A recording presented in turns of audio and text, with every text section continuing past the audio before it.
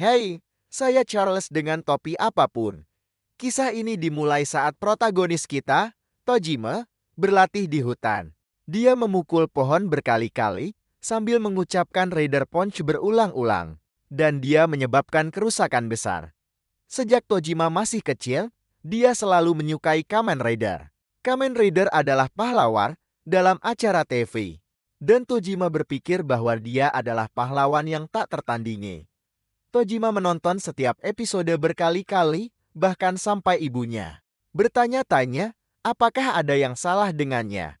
Namun, tidak ada hal lain yang penting bagi Tojima, karena dia akan benar-benar terpesona setiap kali menonton pahlawannya. Dia akan selalu menyemangati Raider sambil memberitahunya untuk tidak membiarkan Shocker menang. Shocker adalah organisasi kriminal besar, dan itu berfungsi sebagai musuh Kamen Rider di acara TV. Bahkan, ketika Ibu Toji mengucapkan selamat tinggal untuk hari itu, mata Toji tidak pernah lepas dari layar sedetik pun. Dia benar-benar terpikat. Dan dia bahkan akan meneriakkan gerakan Raider. Seperti tendangan dan pukulan, yang paling Tojima kagumi dari Raider adalah bagaimana dia selalu melawan kejahatan. Sendirian, dia melindungi perdamaian dunia dengan hati yang penuh keadilan. Dan Tojima bersumpah suatu hari akan menjadi seperti dia. Tojima akan selalu melakukan pose yang sama dengan pahlawannya. Dan menyatakan bahwa dia ingin menjadi Kamen Rider. Bertahun-tahun kemudian, kita melihat Toji di sekolah menengah. Seorang gadis menariknya, tetapi dia tidak tahu apa yang terjadi. Dia akhirnya mengumpulkan keberanian untuk menyatakan perasaannya dan mengajak Toji berkencan. Pikiran Toji terkejut, tetapi dia dengan cepat menjawab dan memberitahunya bahwa dia akan senang mengajaknya keluar. Mengejutkan, gadis itu meminta maaf dan ternyata itu adalah lelucon. Toji hancur karena seluruh sekolah menertawakannya. Dan pengganggu Kitagawan mengungkapkan bahwa lelucon itu adalah Idien. Emile sebenarnya adalah pacarnya. Dan dia kalah taruhan, di mana dia harus menyatakan perasaannya kepada Tojima sebagai hukuman. Tojima hanya berjalan pergi setelah dipermalukan. Dan kita melihat bahwa gadis bodoh itu merasa tidak enak. Saat sendirian, Tojima memiliki ingatan dari masa kecilnya. Dia berdiri di samping saat sekelompok anak-anak bermain batu, kertas, gunting. Pemenangnya akan berperan sebagai Rider sementara yang lain harus menjadi bagian dari Shocker. Tojima memandang rendah mereka, karena dia selalu tahu bahwa kamu tidak bisa menjadi Kamen Rider dengan bermain batu, kertas, gunting. Mereka hanyalah anak-anak konyol yang mencoba bertindak seperti pahlawan. Tapi Tojima tidak pernah bermain pura-pura. Tojima melakukan pose khasnya dan menyatakan bahwa dia serius. Kembali ke masa kini, Emily menemukan Tojima dan meminta maaf karena telah menipunya. Dia jelas kesal, jadi Tojima menerima permintaan maafnya. Mereka mulai berbicara dan Emily mengakui bahwa ada sesuatu yang istimewa tentang Tojima. Lebih dari separuh pria di sekolah mereka adalah berandal.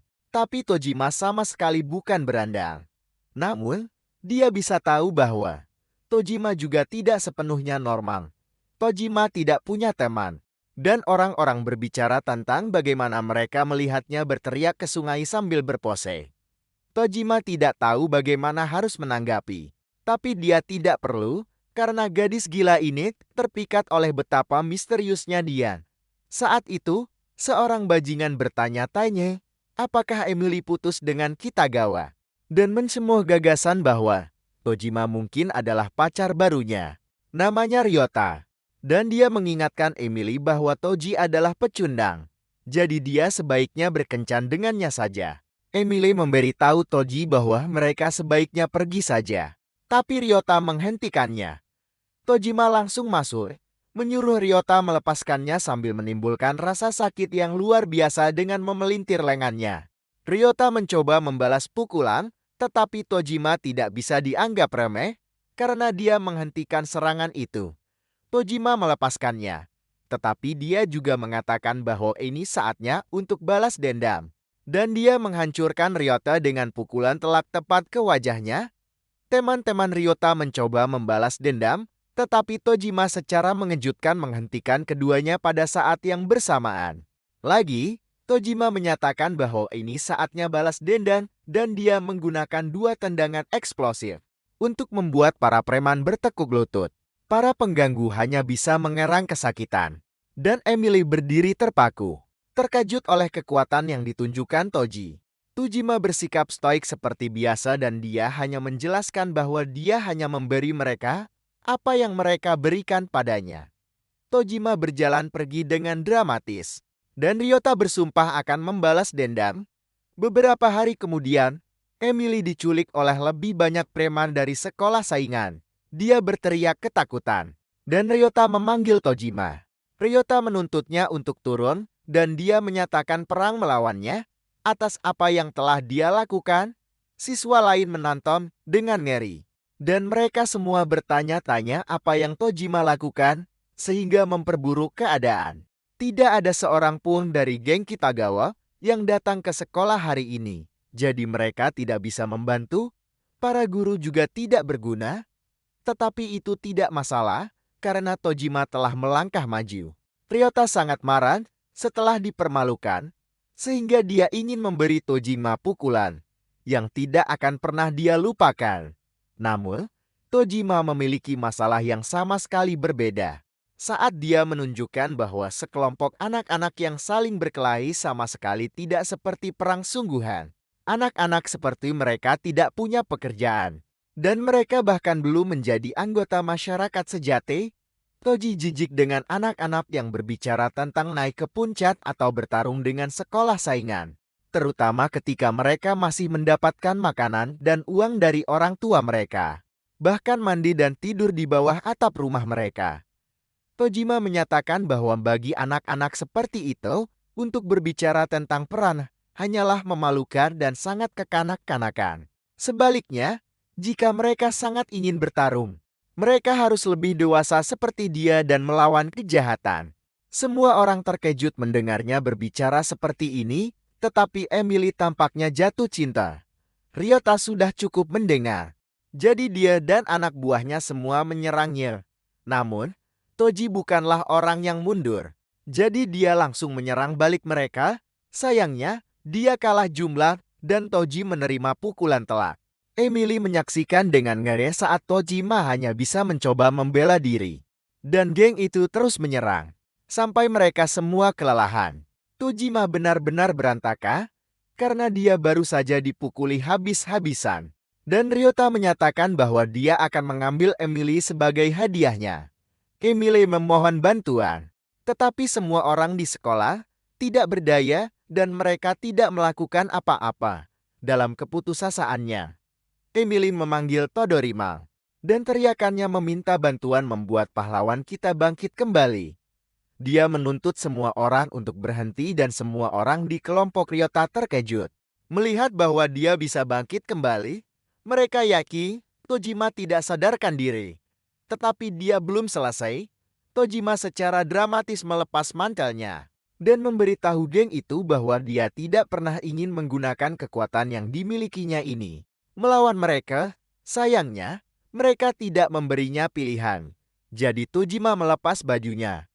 Ryota tidak bisa mengerti apa tanda di perut Tojima. Dan mereka bahkan lebih bingung ketika dia berpose. Tojima melanjutkan sandiwaranya saat dia berkata Rider sambil berpose lagi dan berkata transform. Dia melompat ke arah geng itu dengan kehadiran yang luar biasa dan berteriak Rider Fight. Semua orang menatap dengan kaget dan bingung. Dan Tojima menyelesaikan transformasinya dengan secara dramatis mengatakan Kamen Rider. Tidak terjadi apa-apa. Jadi para preman semua tertawa dan mereka menyebut Tojima gila karena melakukan semua omong kosong itu. Ryota akan segera menyesali ejekannya, namun Tojima melepaskan pukulan yang membuatnya terbang beberapa kaki ke udara. Rahang semua orang ternganga saat mereka melihat tubuhnya melayang di langit. Beberapa saat kemudian, kita melihat bahwa Tojima entah bagaimana berhasil mengalahkan setiap preman. Para guru dan bahkan Kitagawa menyaksikan semuanya. Tetapi mereka masih tidak bisa percaya apa yang mereka lihat. Emily bertanya-tanya siapa Tojima sebenarnya, jadi pahlawan kita secara dramatis menoleh padanya dan memberitahunya bahwa dia adalah Kamen Rider. Emily sangat emosional, jadi Tojima mendekatinya dan akhirnya tersenyum untuk pertama kalinya. Dia meyakinkannya dengan mengatakan bahwa semuanya akan baik-baik saja. Tetapi dia ketakutan padanya. Dia lari menyelamatkan diri dan jiwa Toji hancur. Toji menyadari bahwa dia benar selama ini, dia seharusnya tidak pernah berubah. Karena satu-satunya musuh yang harus dia lawan adalah Shocker. Kita kembali ke masa kini, di mana kita melihat Tojima berlatih di hutan. Tojima menunjukkan bahwa dia tidak gila saat dia berpikir tentang bagaimana Kamen Rider dan Shocker berasal dari acara TV. Mereka tidak ada di dunia nyata dan tidak peduli seberapa keras dia berlatih. Dia tidak bisa menjadi Kamen Rider. Kemarahannya tumbuh saat dia mengulang pada dirinya sendiri bahwa dia tidak mungkin menjadi Kamen Rider. Dan dia terus melancarkan serangan ke pohon. Saat itu, Tojima mendengar sesuatu mendekat. Ternyata itu adalah beruang. Tetapi Tojima sama sekali tidak takut dan malah hanya kecewa karena itu bukan monster Shocker. Beruang itu menyerangnya, jadi Tojima tidak punya pilihan selain membela diri. Beruang itu yang akhirnya terkejut saat Tojima membantingnya ke tanah. Dan ia bertanya-tanya, apakah Tojima benar-benar manusia? Beruang itu terbukti menjadi lawan yang tangguh saat ia mencakar dada Tojima. Tetapi itu tidak cukup. Entah bagaimana, Tojima telah menjadi cukup kuat untuk berhadapan langsung dengan beruang. Dan dia menunjukkannya dengan menyikut tepat ke rongga mata beruang itu. Beruang itu memutuskan untuk pergi dari sana. Tetapi Tojima bahkan tidak menganggapnya sebagai kemenangan. Mengalahkan beruang akan menjadi pencapaian bagi orang normal manapun, tetapi itu tidak menjadikan Tojima Kamen Rider. Dan hanya itu yang dia inginkan. Itu telah menjadi tujuannya selama dia bisa mengingatnya, tetapi dia mengingatkan dirinya sendiri bahwa ini adalah tahun dia berusia 40 tahun. Beberapa saat kemudian, kita menemukan Toji di toko mainan, di mana dia siap menjual semua memorabilia Kamen Rider-nya. Petugas toko kagum dengan betapa banyak barang langka yang dia miliki. Tetapi Toji mengungkapkan bahwa dia memiliki 6 kotak lagi yang penuh barang dan 10 lainnya di rumah. Kita melihat bahwa Tojima telah menjual semua merchandise Kamen Rider-nya, meninggalkan rumahnya benar-benar kosong. Alasannya menjual semuanya adalah karena gagasan meninggal dalam kesendirian di ruangan yang penuh dengan merchandise Kamen Rider. Hanya agar semuanya dibuang oleh orang asing. Terlalu berat baginya untuk ditanggung. Tak lama kemudian Toji tertegun saat membaca judul artikel yang menyatakan bahwa Shocker telah muncul. Dan Tojima gemetar saat mencoba memutar video. Karena inilah yang dia tunggu sepanjang hidupnya. Laporan itu mengungkapkan bahwa sebuah minimarket dirampok beberapa hari yang lalu. Dan para pelakunya mengenakan topeng ski hitam ala organisasi musuh dari program TV Kamen Rider. Mereka menyerbu toko sambil juga meniru penjahat Shocker dengan membuat suara yang sama seperti yang ada di acara itu. Ini sedikit mengecewakan bagi Tojima karena mereka hanya merampok toko. Dan itu bukan tingkat kejahatan yang Shocker lakukan di acara itu. Di tempat kerja, Todoroki mendengar bahwa baru saja ada serangan Shocker lagi dan itu terjadi di mana-mana baru-baru ini. Sebuah tren tampaknya mulai terbentuk, tetapi Todoroki menolak untuk percaya bahwa itu adalah Shocker yang asli. Kita kemudian melihat laporan berita menunjukkan beberapa kejahatan peniru ini terjadi di seluruh negeri. Salah satu pelakunya tertangkap dan dia mengungkapkan bahwa dia hanya melakukan kejahatan itu karena dia memiliki salah satu topeng itu di rumahnya. Juga, entah mengapa, ketika dia berpose dan membuat suara aneh, dia merasa seperti menjadi lebih kuat. Itu adalah pertama kalinya dia merasa seperti dia bisa mencapai sesuatu dalam hidupnya. Tojima telah menjauh dari kehidupan itu, jadi dia hanya menyebut orang ini idiot. Suatu malam Tojima menghadiri festival di dekat rumahnya. Seorang anak yang berbicara dengan ayahnya mengingatkannya pada ayahnya Dan saat dia diberi $30, ayahnya tahu bahwa Tojima suka pergi ke festival. Jadi dia memberi Tojima uang untuk membeli apapun yang dia inginkan. Tojima sekarang menikmati camilan yang sama seperti dulu. Dan sangat menikmati nostalgia. Di tempat lain, kita melihat seorang pria misterius memberikan beberapa berandalan topeng-topan yang telah terlihat di berita. Namanya Naka, dan dia menjelaskan kepada mereka bahwa pekerjaan hari ini adalah pemerasa. Para berandalan tidak keberatan memakai topan. Tetapi salah satu dari mereka dengan berani menunjukkan bahwa sisa aksinya cukup memalukan. Mereka tidak suka melakukan semua pose. Dan suara yang harus mereka buat bahkan lebih buruk. Naka tidak terlalu peduli dan hanya menjelaskan bahwa dia selalu menyukai Shocker. Lebih dari Kamen Rider. Dia mengatakan itulah mengapa dia menjadi seorang gangster. Tetapi para berandalan tidak bisa percaya betapa bodohnya cerita asal-usul itu. Naka melanjutkan dengan mengatakan bahwa dalam istilah Shocker, dia akan menjadi monster. Dan mereka akan menjadi 3 petarungnya. Mengingat hal itu, mereka tidak punya pilihan selain mematuhi perintahnya. Beberapa detik kemudian, para berandalan merampok sebuah stand di festival. Ini kebetulan tepat di tempat Tojima berada. Dan para berandalan benar-benar mulai mengacaukan stand itu. Tojima tertegun melihat bahwa ini adalah salah satu perampokan Shocker yang terkenal. Dan itu cukup untuk membekukan mereka di tempat. Pemilik yang malang itu dipukuli. Jadi Tojima memutuskan untuk bertindak. Dia menuju ke stand lain. Dan bertanya berapa harga salah satu topang yang dijual. Para berandalan terus mengganggu pemilik toko. Dan Tojima bergumul dengan keputusan yang harus dia buat. Itu adalah kehidupan yang dia tinggalkan. Dia tahu bahwa dia tidak bisa begitu saja membiarkan Shocker lolos begitu saja dengan apa yang mereka lakukan. Tojima mengulang seluruh hidupnya melakukan pose berulang kali. Tetapi kali ini sebenarnya melawan Shocker. Tojima mengenakan topeng di wajahnya dan darahnya mulai mendidih. Jantungnya berdegup kencang dan Tojima melangkah maju untuk menyatakan bahwa Shocker sudah cukup.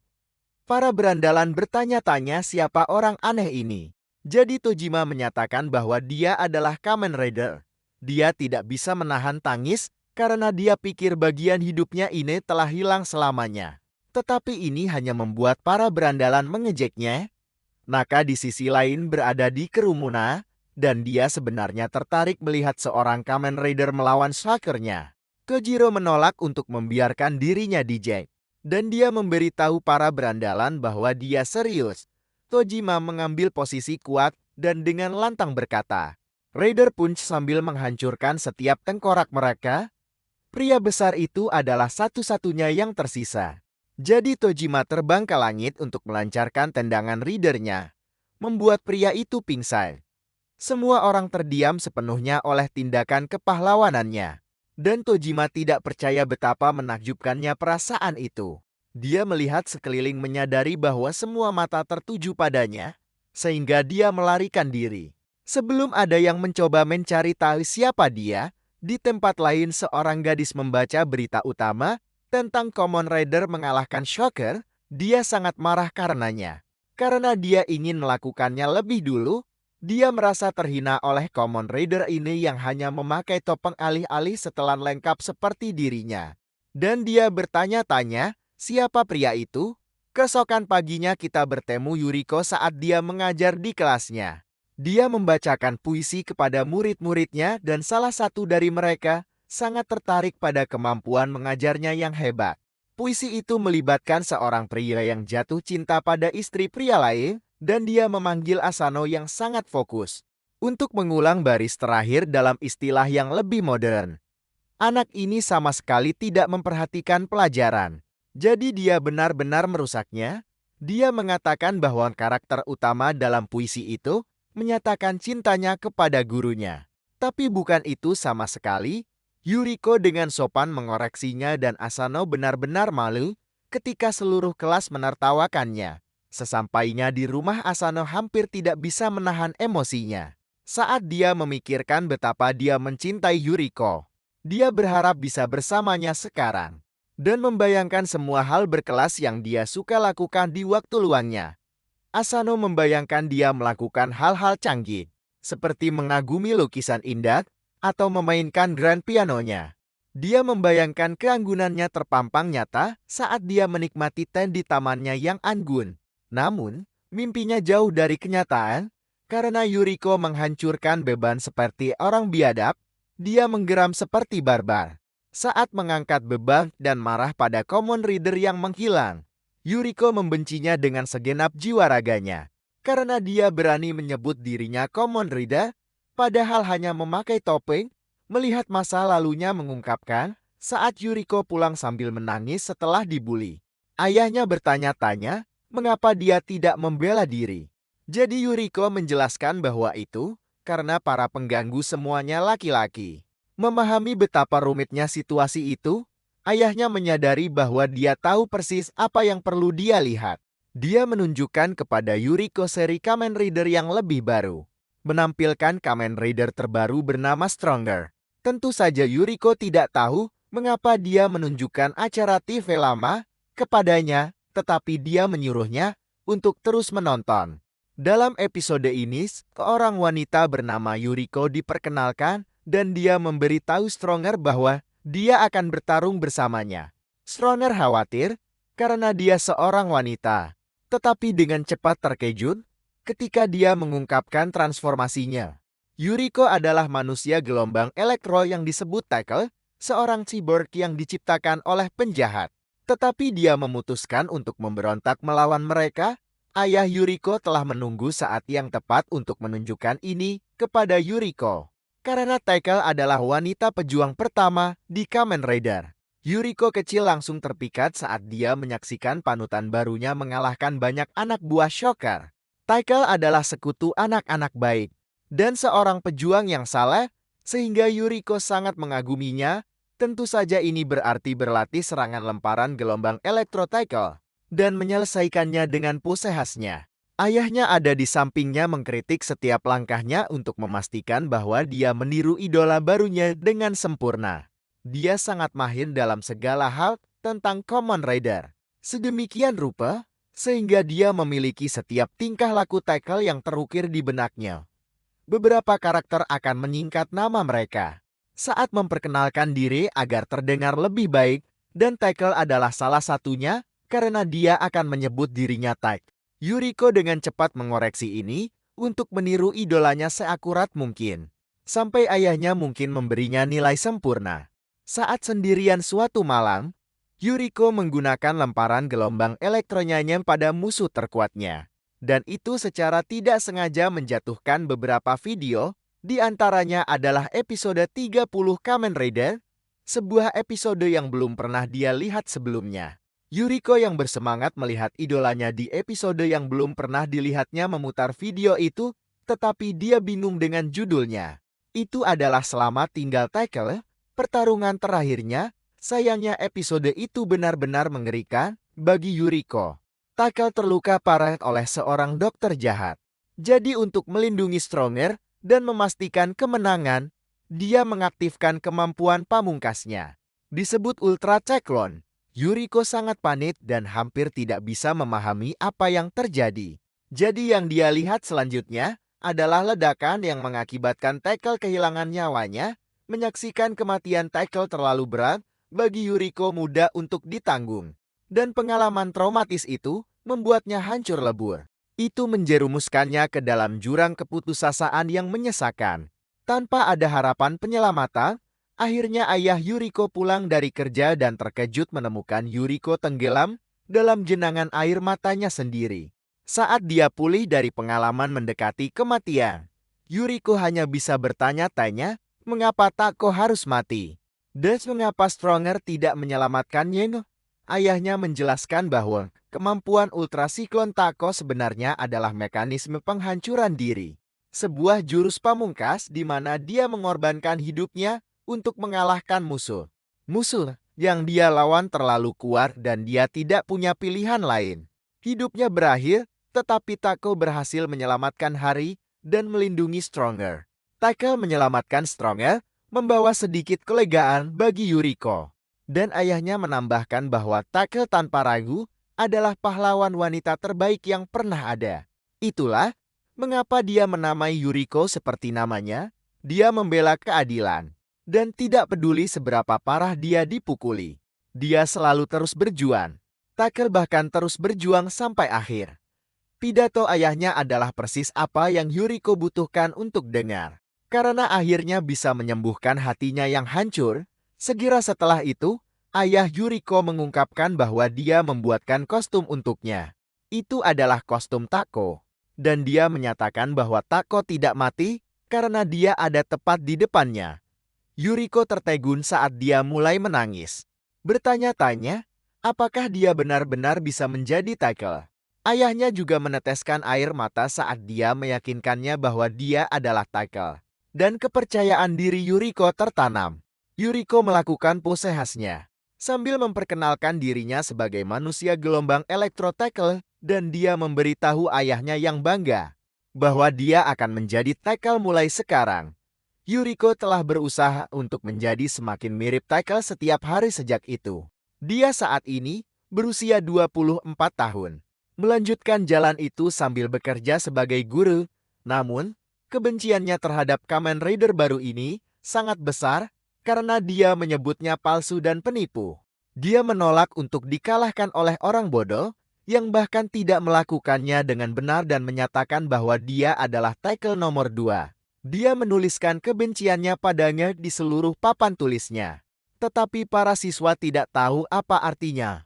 Malam itu, Naka memberitahu anak buahnya bahwa mereka akan merampok 5 toko serba ada. Para pria tidak percaya bahwa mereka masih melakukan ini dan mereka yakin bahwa mereka akan segera tertangkap jika mereka terus meningkatkan tingkat kejahatan mereka. Naka tidak ingin mendengar keluhan apapun dan mengungkapkan bahwa dia akan bergabung dengan mereka kali ini.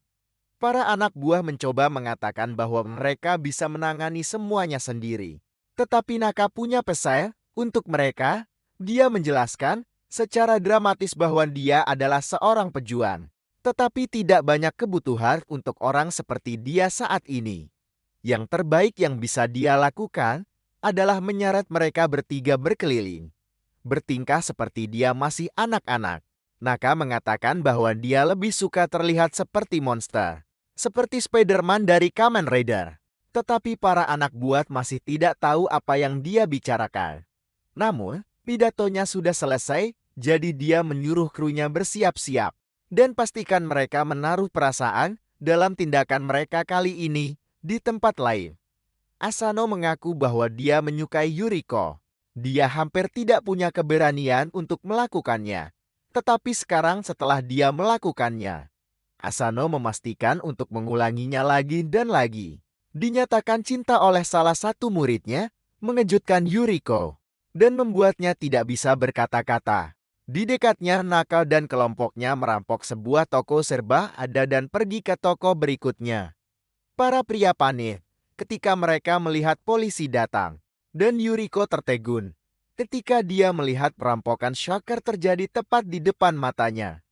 Selain itu, pemimpin mereka tampaknya cukup kuat. Naka sama sekali tidak takut pada polisi, jadi dia langsung memukul salah satu dari mereka di wajah. Asano tidak menyadari dunia di sekitarnya saat dia terus menyatakan cintanya kepada Yuriko, tetapi dia ketakutan saat dia melihat shocker melenyapkan polisi. Para anak buah bertanya-tanya, apakah ide yang bagus untuk memukuli polisi? Tetapi Naka sudah bergerak ke toko serba ada berikutnya. Keterkejutan Yuriko dengan cepat berubah menjadi kengerian saat dia menyadari bahwa perampok shocker akan melarikan diri. Mereka telah menjadi mangsanya selama dia bisa mengingat. Jadi dia meninggalkan anak itu dan mengejar mereka di tempat lain. Tadima membaca artikel tentang kepahlawanan Kamen Rider. Dan dia masih tidak percaya bahwa itu benar-benar dia. Saat itu, jahninya hampir jatuh ke tanah saat dia bertemu lagi dengan perampok shocker. Dia memanggil mereka, mengumumkan kehadirannya. Tetapi mereka tidak tahu siapa dia. Tojima dengan cepat menyadari kesalahannya dan berjongkok untuk mengenakan kostumnya. Dia mengenakan topengnya sambil berkata berubah. dan melakukan pose Kamen Rider. Para anak buah segera mengenalinya sebagai pria yang memukuli mereka tempo hari dan Naka jelas tidak senang. Tojima menyatakan bahwa dia adalah Kamen Rider dan emosi di baliknya masih kuat saat dia mulai menangis lagi. Tojima mengumumkan bahwa dia telah mencari mereka. Tetapi para anak buah hanya bisa memikirkan bagaimana dia menangis lagi di dekatnya. Asano dengan putus asa mengejar cinta dalam hidupnya. Tapi dia terlalu fokus pada targetnya. Segalanya menjadi lebih gila baginya saat dia melihat orang yang paling dia benci. Itu adalah pria yang mengalahkan perampok Shocker, yang seharusnya dia kalahkan terlebih dahulu. Yang terburuk dari semuanya, dia adalah penunggang peniru murahan, yang berkeliling hanya memakai topen. Kejahatan terhadap kemanusiaan ini tidak bisa diabaikan. Jadi dia bersumpah untuk menghentikannya. Sementara itu Tojima siap bertempur. Jadi dia menyuruh para preman Shokan untuk maju.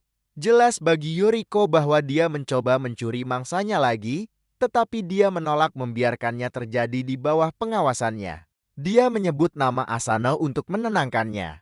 Dan semua impian terliarnya menjadi kenyataan saat dia menanggalkan pakaian tepan di depan semua orang. Tidak ada yang lebih penting bagi Yuriko selain tujuannya. Jadi dia mengenakan seragam tackle-nya dan meminta Asano untuk memegang tasnya. Todorima sudah bosan dengan Shocker yang hanya berdiri di sana. Jadi dia memutuskan bahwa dia harus menyerang lebih dulu untuk mengakhiri gelombang kejahatan mereka. Dia secara dramatis mulai mengatakan Raider Punch, tetapi dia diinterupsi oleh Yuriko, yang serangannya membuatnya terbang. Para perampok Shocker tidak tahu apa yang sedang terjadi dan Yuriko mengambil pose khasnya. Sambil mengumumkan dirinya sebagai Electrowave Humanteke, tidak ada yang lebih terkejut daripada Tojima saat dia langsung mengenalinya sebagai tackle dari acara itu dan dia menyatakan bahwa tackle masih hidup. Para preman bertanya-tanya, apakah hanya tubuhnya yang sudah dewasa? Karena otaknya masih berpikir seperti anak kecil. Salah satu dari mereka menawarinya permen. Tetapi Yuriko dengan cepat menunjukkan bahwa ini bukan permainan saat dia mengangkat mereka. Tajima tidak bisa mempercayai matanya. Dan Yuriko menggunakan lemparan gelombang elektriknya untuk mengirim pria itu langsung ke preman lainnya. Semua orang menonton dengan sangat takjub saat Yuriko telah mengalahkan para penjahat. Yuriko bergegas mengambil tasnya dan Asano berterima kasih padanya karena telah memberinya kesempatan. Dia harus menghentikannya menyebut nama aslinya dan dia berjanji untuk menjaga rahasianya. Yuriko melakukan pintu keluar heroiknya dan Asano sekali lagi menyatakan cintanya. No kesal dengan gadis itu saat dia melepas topengnya. Dan dia memberitahu Tojima bahwa dendam di antara mereka belum berakhir. Tojima dengan cepat menunjukkan bahwa gadis itu juga memukulnya. Tetapi tidak ada waktu untuk berbicara karena siren polisi terdengar di kejauhan. Naka hanya berseru bahwa dia selalu lebih menyukai Shocker dan dia pergi bersama krunya. Tojima melepas topengnya dan bertanya-tanya siapa gadis itu.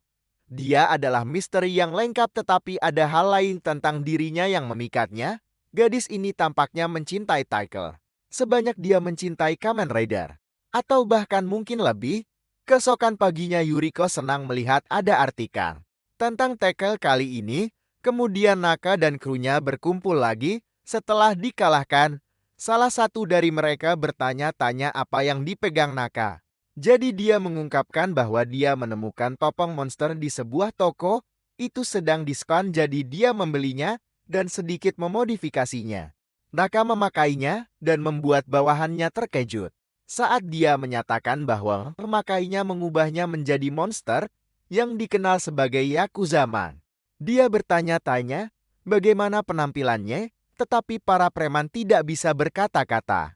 Naka benar-benar serius meskipun dia menunjukkan bahwa ada pengendara dan seorang tackle di jalanan sekarang. Jika ada tempat untuk mereka maka ada tempat untuk monster seperti Yakuzaman. Dia mengumumkan bahwa mereka akan melanjutkan pekerjaan mereka malam ini tetapi orang-orang itu sangat berharap dia tidak membicarakan apa yang mereka pikirkan yang sangat mengecewakan mereka. Naka menyatakan bahwa mereka akan merampok toko serba ada lainnya. Di Rosemar terdekat, seorang live streamer berbicara dengan obrolannya. Dia mengungkapkan bahwa dia akan membeli makanan ringan senilai 100.000 yen. Karena itu adalah konten tingkat atas. Dan dia membersihkan seluruh rak. Saat itu para perampok shocker tiba. Mereka meneror semua orang dan Naka menginstruksikan kasir untuk memberikan semua uang kepada mereka. Gadis itu hanya berteriak minta tolong tanpa bergerak sedikit pun. Jadi Nako bertanya-tanya, mengapa dia tidak lari saja? Streamer itu bersembunyi di dekatnya. Dan alih-alih melakukan sesuatu yang berguna, dia memutuskan untuk mengubah judul siarannya menjadi perampokan shocker langsung. Dia yakin bahwa ratusan penonton akan mulai berdatangan, tetapi salah satu preman melihatnya. Preman itu menunjukkan bahwa anak itu mendapatkan terlalu banyak makanan ringan. Tetapi streamer itu hanya berbohong dan menyebutnya makan malamnya. Shocker khawatir anak itu akan menjadi gemuk. Tetapi streamer itu menunjukkan bahwa dia sudah gemuk. Ini semua cukup menakutkan karena nyawa anak itu bisa dalam bahaya. Tetapi dia masih bersemangat karena siarannya meledak. Itu telah diposting ke situs-situs baru. Dan penonton berdatangan ribuan. Jumlah penontonnya dengan cepat mendekati 100.000. Dan dia berpikir tentang bagaimana ini akhirnya. Momennya di sorotan. Di dekatnya kita melihat Toji sedang menonton siaran langsung. Dan dia bergegas ke sana dengan keadilan di benaknya. Dia melihat seorang gadis acak bergegas di sampingnya dan mereka berdua bertanya-tanya. Di mana mereka pernah melihat satu sama lain sebelumnya? Kembali ke toko serba Ade, seorang pria memberitahu Naka bahwa dia mengganggu. Streamer tidak percaya konten yang dia dapatkan, karena sekarang ada pelanggan main hakim sendiri di tempat kejadian. Naka menuntut untuk tahu siapa pria ini, tetapi pria itu hanya menjelaskan bahwa dia adalah seseorang yang menyuruh mereka untuk menghentikan apa yang mereka lakukan. Para preman bertanya-tanya, apakah pria ini mengira dia semacam pahlawan? Tetapi mereka salah besar. Pria ini secara mengejutkan melakukan pose shocker dan langsung berubah. Naka dan krunya membeku. Kagum dengan apa yang baru saja mereka saksikan. Karena pria ini jelas adalah apa yang baru saja mereka pura-purakan, streamer juga tidak bisa berkata-kata. Dan kedua pahlawan itu ketakutan dengan kedatangan pria ini. Pria itu muak dengan pembicaraan tentang perampokan shocker yang terjadi baru-baru ini, dan dia jijik. Dia menyebut Naka dan krunya penipu shocker. Dan dia menyuruh mereka mendengarkan baik-baik pada suara yang asli. Terima kasih telah menonton rekap saya. Pastikan untuk menyukai video ini.